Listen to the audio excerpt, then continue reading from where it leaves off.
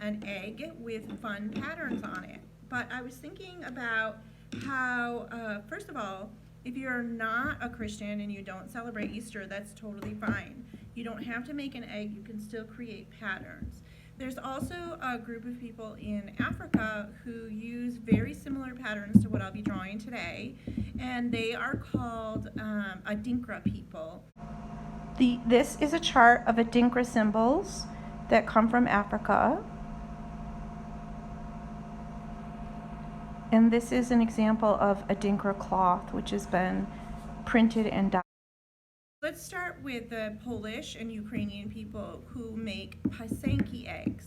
I'm probably saying that wrong because Polish is one of those languages that the letters sounds are different than the way that they look in English. But I call them piosenki eggs or pasanka eggs. And what they are is they're eggs, and they actually come from 1300 BC. People were making eggs out of ceramic or out of clay and then cooking it in a kiln. And they were creating these way back then.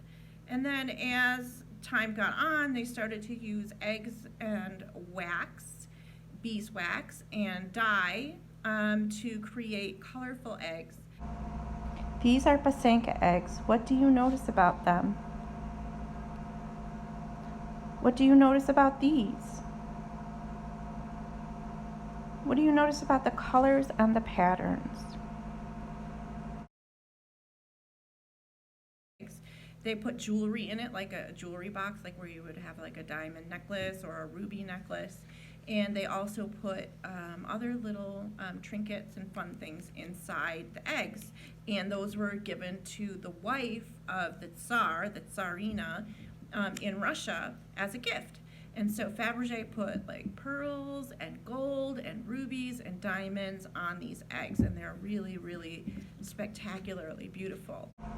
How are the Fabergé eggs similar to the pasanka eggs? What are some of the things that are found on both types of eggs? Would you like to own one of these eggs? These are worth millions of dollars. Okay, so another really cool thing that people do with eggs is ostrich eggs. This is an ostrich, a flightless bird that looks like a dinosaur. Ostrich eggs are really thick and really big, and so people actually carve the ostrich eggs and create art out of carved eggs, which is also very, very, very cool. Greece also. So this one is the Tree of Life, and it's a seriation where you just draw a line, and the bottom lines are big, and the top lines are tiny, and then they get a little bit bigger as you go down the stem, and then you add dots to it like this. This one is water, pretty simple. It's just a wavy line, and we've been drawing wavy lines for a long time. This is a spiral line. This is a zigzag line. This is something that's very common in African art, not just at Adinkra, but in the Congo and other areas, where you draw basically crisscrossing lines, and it creates a diamond in the center, and then you just add dots to the spaces however you want. It doesn't have to be this way, it could be this way. Vertical lines, horizontal lines, a wave, which this is very common in Greek art because the Greeks would sail in the Mediterranean Ocean, so they were a seafaring group. Dots, very common in every culture. This is an S-curve, which you can add things to an S-curve like leaves or flowers. And this is a spiral S-curve. This is just a line with dots. This one actually stands for mother. I don't know why, but it's like a repeating. It's not really a zigzag. It's not really a wavy line. It's kind of a combination. Here's another one. Again, very common in African art.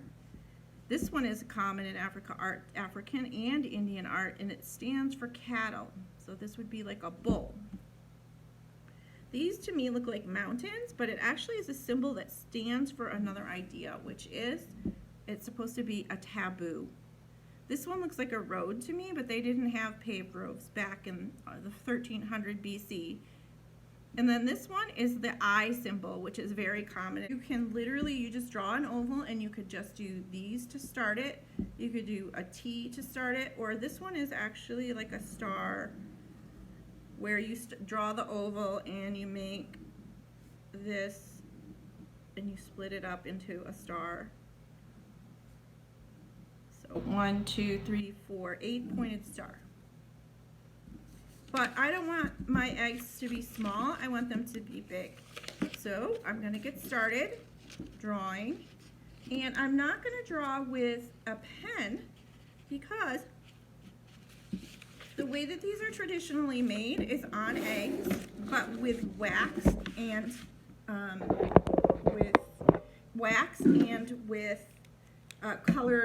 colored water, like you do when you dye Easter eggs.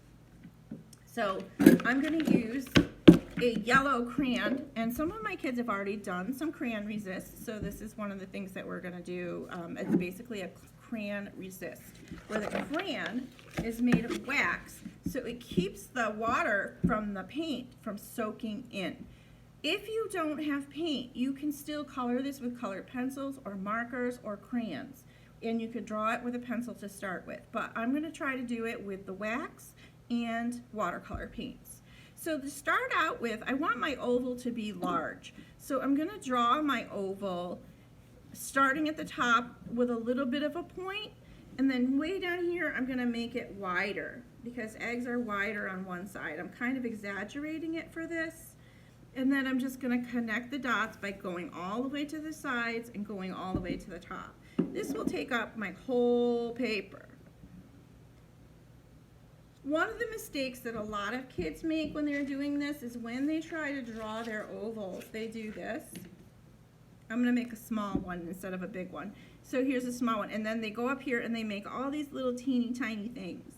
I don't want you to make your stuff teeny tiny because it'll be hard to work with, and because this will look all crowded and cramped. You want it to be wide and open. So I'm going to draw this very simple, just split it into 4 quarters. And when I'm pressing with my crayon, I'm pressing kind of hard because I want the crayon to keep the paint from soaking in the paper. If I do it too lightly, it won't soak in. So now I can choose to do one of the symbols that I showed you, but I'm going to do a flower because Pysanka eggs are made in this time of year, and once, like I said the other day, Pysanka egg or Easter is partially because of the new life coming in. That's why we have bunnies and why we have chicks, because they're being born in the spring. Well, the other thing that's happening in the spring is plants are growing. You start to see violets in the yard. You'll start to see other plants in the yard starting to grow. And you'll start to see pine trees starting to turn green, more green and less of that winter black color. See how I'm using the white? You can't really see it probably where you are, but I'm making this so it looks kind of like a big flower. And I'm going to add a circle right here. Here we go. Now I can also add some symbols like I showed you in my original drawing that I showed you with all the different symbols placed on it. And I think what I'm going to do, I like the eye, so I'm going to do a row of eyes. And I'm thinking about radial symmetry while I'm doing this because I want it to kind of be the same, symmetrical on both sides of this line and also around this center axis here. All right, there's my row of eyes. Now maybe above that I want to do a row of mountains. So here we go. I'm going to make 3 zigzags. And inside of that I'm going to place like a checkerboard or a tic-tac-toe board in white. Notice how large my symbols are. Ooh, I'm breaking Adrian's crayon. She's not going to be happy with me. I'm not working really small because that makes it a lot more challenging than it really, really needs to be. I don't want to make it too challenging because there's just no reason to make it too difficult for yourself, and especially if you're doing it for the first time. Okay, so now up here I'm going to make a spiral, and down here and over here I'm going to make a spiral, and that part of my project is finished. So now I'm going to come down here, and I don't know what I'm going to make here. You know what I'm going to make is I'm going to make a sun. There, ray of sunshine. Probably should have put that on top, huh? Oops, this one's going in. I didn't do that on purpose. And then this one is gonna go out.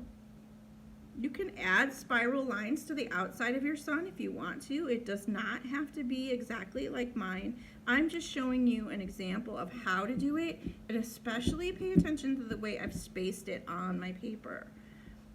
We don't want this to be so small that you're just like working for hours and hours and hours, but we still want what we want to pay attention to is the crayon being thick, so that when we go to paint it, it will show up beautifully. Okay, I think I'm done with this. So now what I'm going to do is I'm going to use watercolors to paint my egg. I'm just using these simple praying watercolors. And to you, it's probably upside down. That's okay. There's really no right side and wrong side. So I'm going to use, I don't want to use black or brown. You could, I guess. But for me, a spring color that I associate with spring is purple. Because for me, purple is the color of like violets and lilacs and other flowers that come in the spring, along with yellow. So I'm going to do purple in here, and you'll see the crayon resisting the paint. See how I did that? See that right there? The white showing through? Oof, this is a terrible brush. All right, now I'm going to do blue here.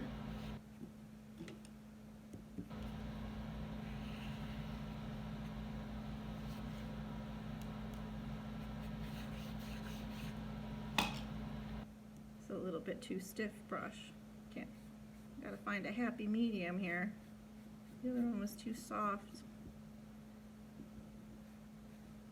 You don't really have to pay attention to your brush stroke or anything. You're really just doing a wash, which is basically spreading paint out over the parts that you've already colored with the crayon. And now I'm going to use green. Notice how purple, blue, and green are all next to each other on the color wheel. That's what we call analogous colors. These are colors that are next to each other on the color wheel, so we know that they all look good together. They're not contrasting. I'm not creating any value of color. I'm just painting it using colors that are next to one another on the color wheel. So again, that word is analogous. So in our color theory ideas, if you want to make something that looks really nice together, like if you wanted to wear blue pants, you could wear a green shirt or a yellow shirt or a purple shirt, because they're all close to each other on the color wheel. If you wanted to decorate your home and you wanted to paint your balls blue, you could also add some yellow accents or green accents. They're all kind of close to each other on the color wheel. There.